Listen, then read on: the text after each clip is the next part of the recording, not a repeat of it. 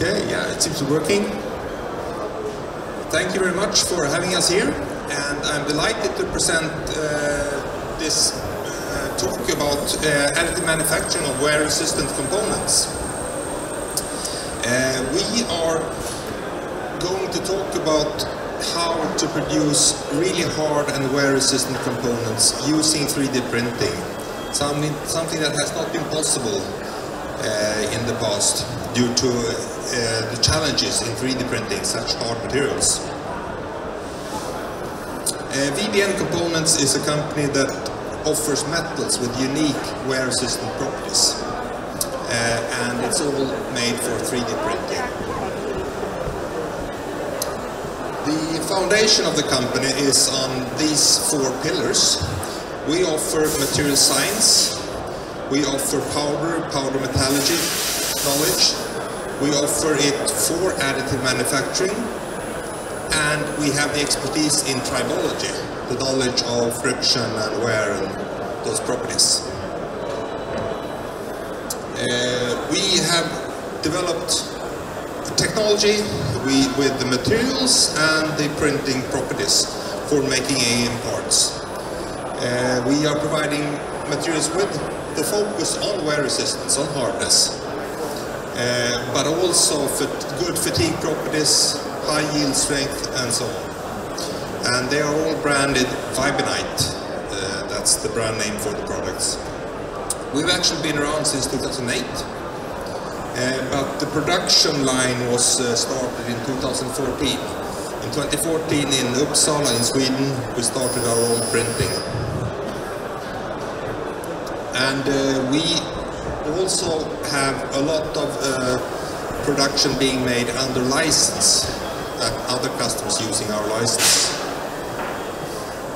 In 2017 we introduced the world's hardest steel, Vibinite 290. Which we will talk more about later. In 2018 we introduced the world's first 3D printed hard metal, Vibinite 480. As I said, we are based in Uppsala in Sweden, headquartered. We have a lot of several sales partners around the world to support the customers globally. We have currently 3 licensed customers who produce parts made of our materials with our technology. And of course we have developed or delivered products more or less in all parts of the world.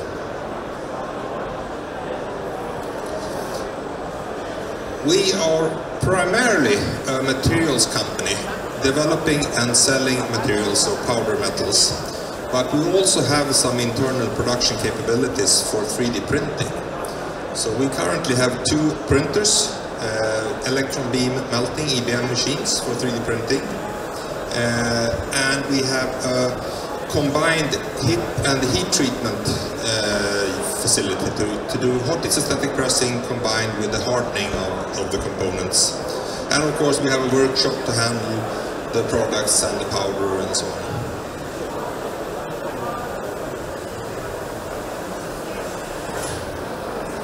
This is a quick video showing how the electron beam method works. Those of you who haven't seen 3D printing in reality, this is how it looks. It doesn't look that much, but it's quite an exciting process. And as I said, it's electron beam melting is the method we're using currently, which is of course one of the available 3D printing technologies. And there are a lot of different techniques in how to optimize this production. That's of course part of our know-how and our license offering.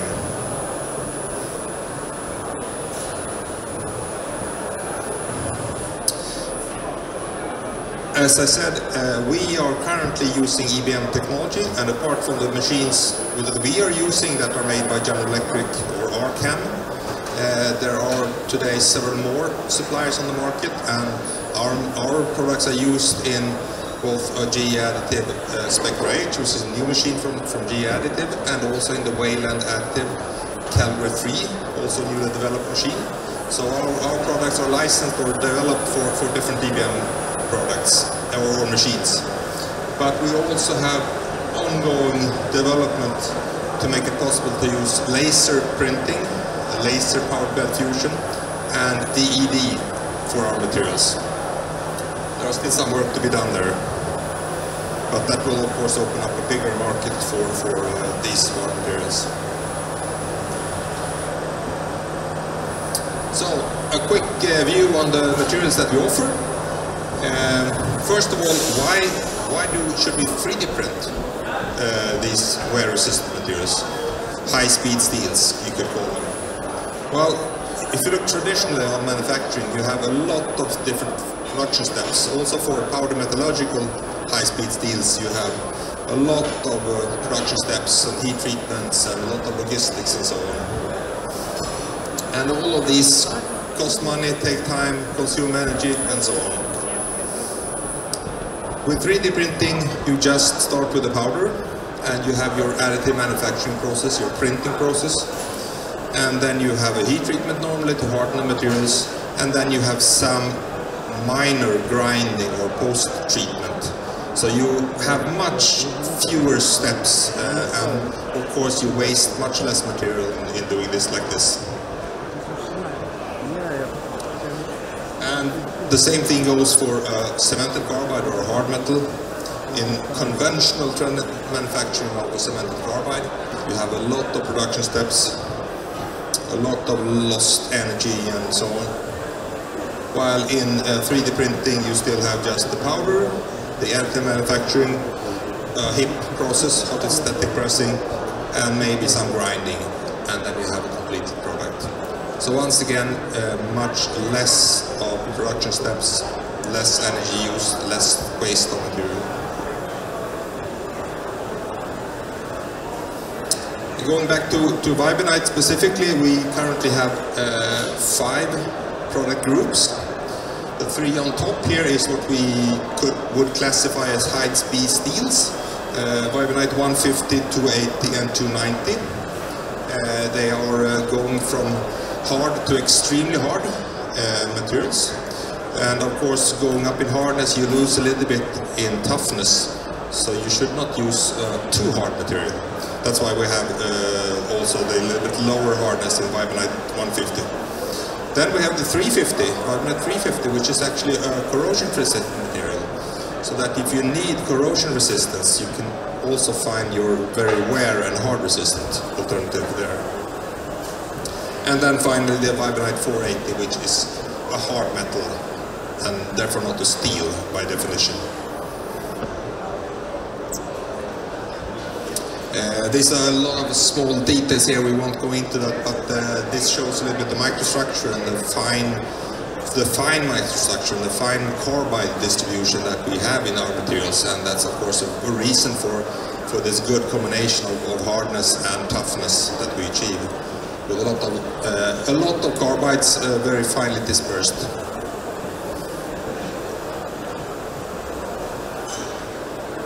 And when it comes to what we call the world's hardest steel, that's the Vibonite 290. We have now even developed it further, and we can reach up to above 75 Rockwells HRC in hardness, which is of course extreme hardness and very unique, and that we can do by our own method of HIP and hardening that's been optimized for this performance.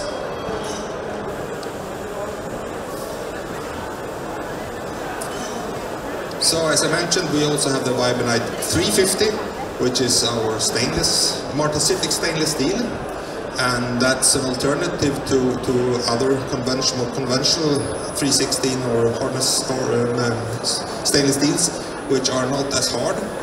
And this one you can achieve up to roughly 60 Rockwells. So for stainless steel, it's a very hard material, and that's also thanks to a very finely dispersed carbide microstructure.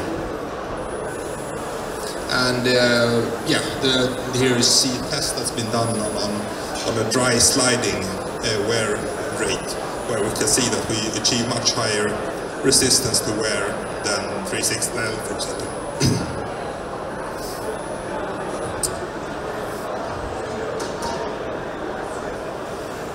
Vibonite 480, once again, our carbide, or we call it a hybrid carbide material, because we see it a little bit linking the gap between conventional high-speed steels and conventional silicon carbide materials.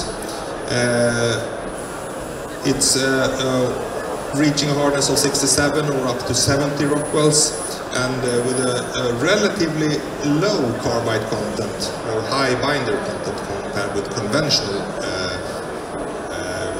hard metals. And you can see that, as with all metals, hard metals, it achieves quite a high hardness, also at higher temperatures. It has a high temperature stability. So that's why it's useful for applications where you will have quite a lot of heating in the material.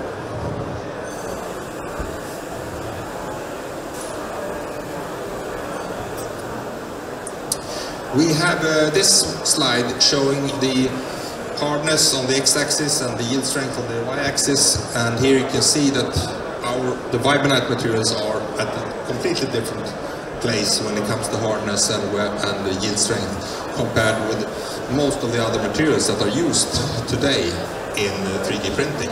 So we really feel a new function there. So, to conclude a little bit the benefits of using Viburnite, we have excellent wear resistance, I pointed out many times. We also have a superior fatigue resistance, which is often very important in these components.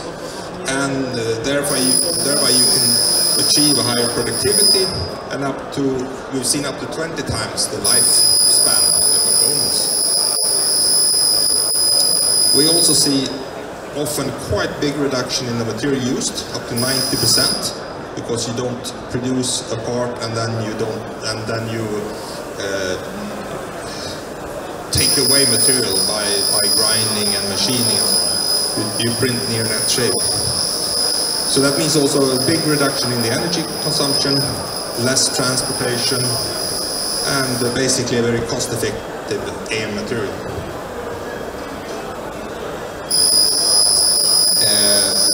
We do a lot of pre-studies for customers where you have access to our materials. We can do cost-effective feasibility studies for you. We can support you in the design of additive manufacturing, the DFAM process. We can deliver in 2 to 4 weeks in most cases, which is extremely short delivery times, and therefore of course suitable for prototypes and new products. And finally, we can establish serial production at our house, but of course we can help you set up your own production and get a license for producing your components. And it's quite an easy, scalable process. And our process is also quite focused on cost, on having speed in production, so that we can reduce the cost of the 3D printed part.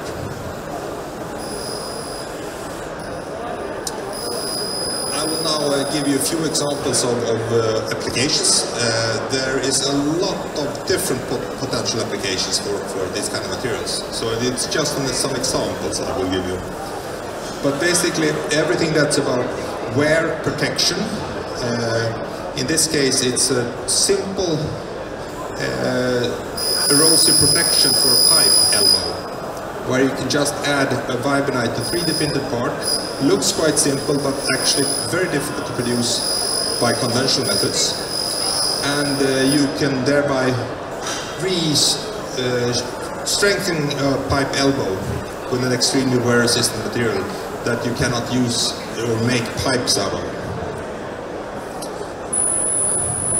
And what we have seen is that there's absolutely no wear at all in this application.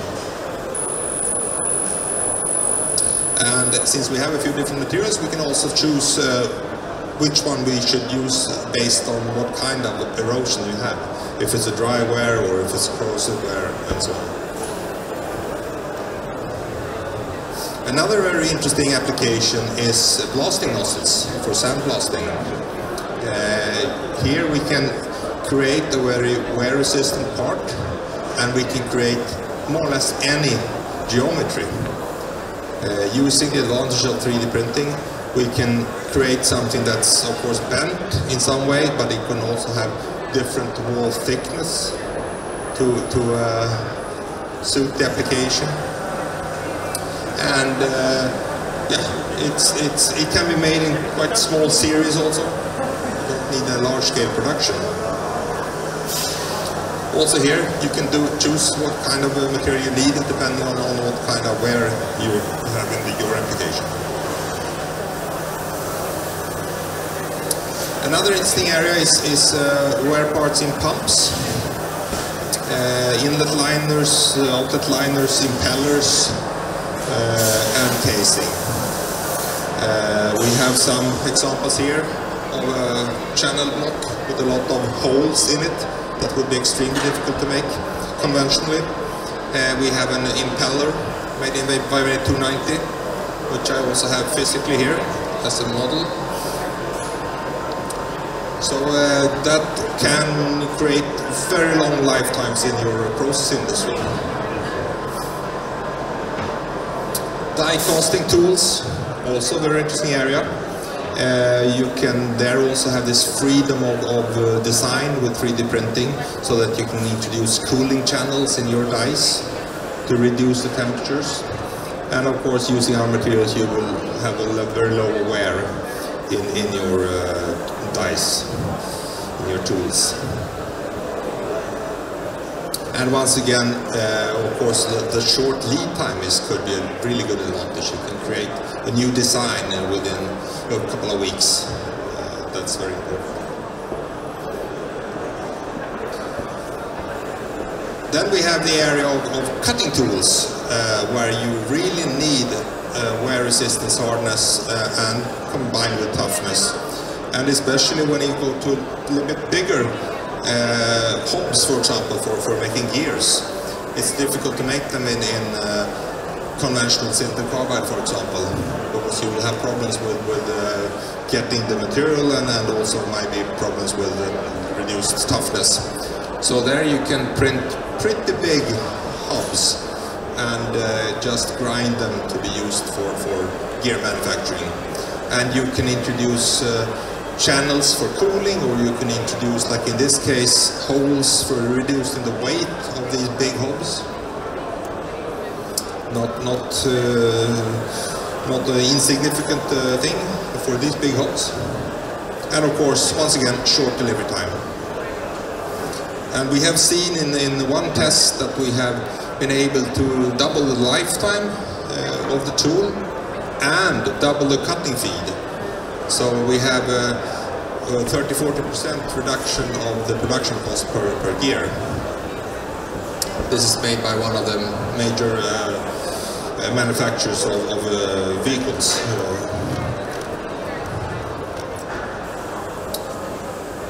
Cutting knives, either for pure cutting or for stamping as well. Even both industrial, but even hand-held knives, hunting knives, where we use the properties, edge retention properties and so on. And you can also then produce different designs, small series, with a very hard material. And also there you can choose if you need a corrosion-resistant material or if you don't. And once again, the very fine microstructure is the key here. We can produce very fine carbides in our process and very pure microstructure, and that is important for the toughness.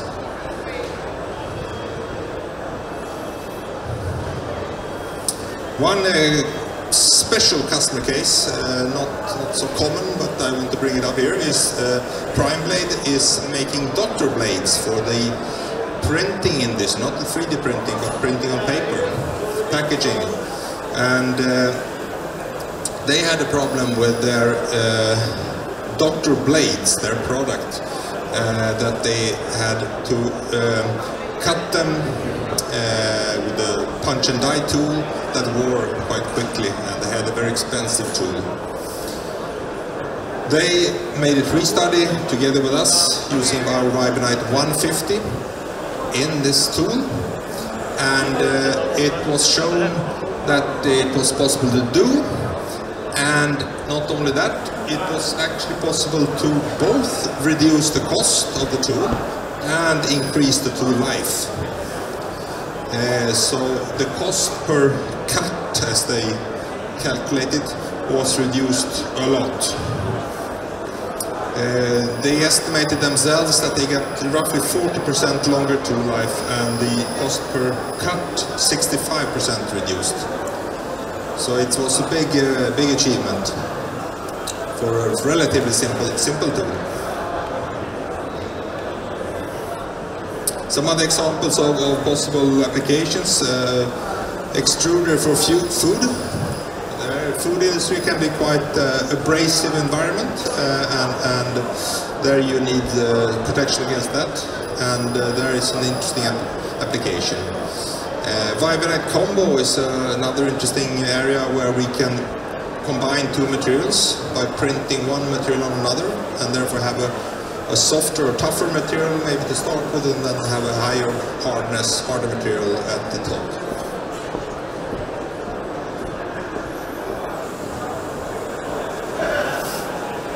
This one I will not go into detail, it's a lot of data here, but it just want to show you a little bit how broad the application area is, and how many of the specific applications we can use the Vibonite materials in. So this one shows a list of some of the examples we have been working on so far, and what the Vibonite grades that would suit best for them. So this is of course something that we would discuss with a potential customer and see the possibilities of improving lifetime or reducing lead times or whatever the target is.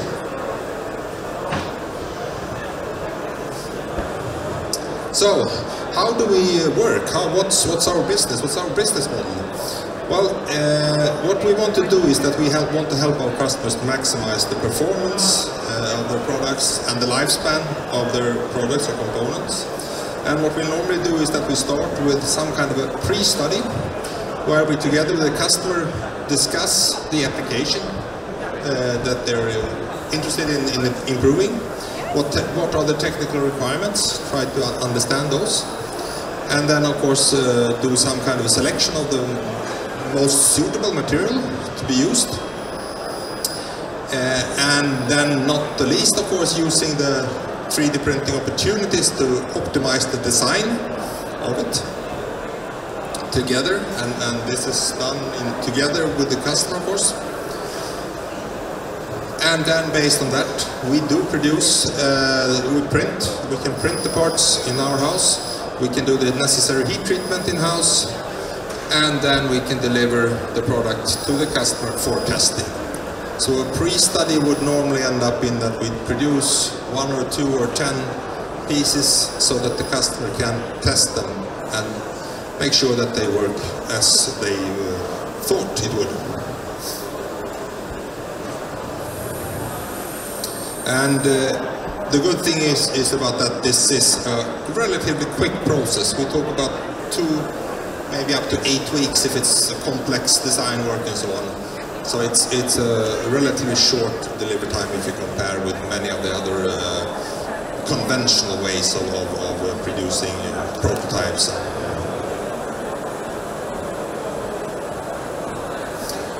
So, normally we start with the pre-study, as I said.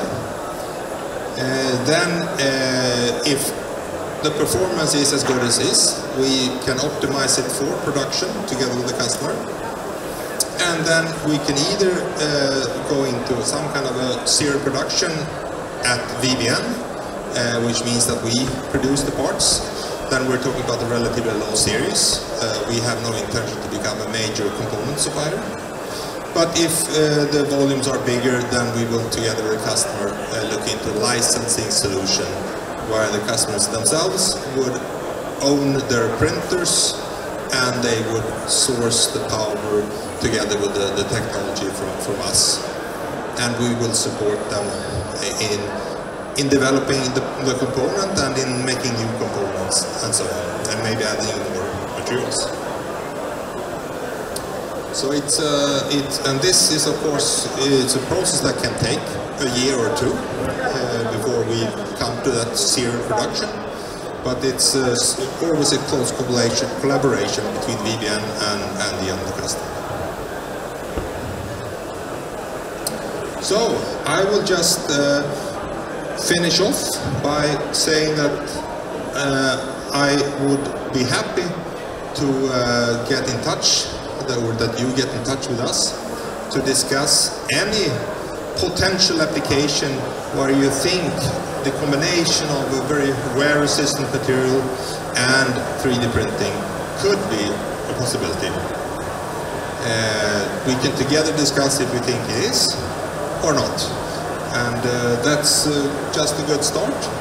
And you have some contact details here, and I will also stand by next year. I have a roll up there, and you see the table. I will be standing there for a couple of hours now after the presentation, so please approach me if you have any questions or so. Otherwise, I would like to say thank you for listening and hope to hear from you. Thank you. Thank you, Mr. Bergman.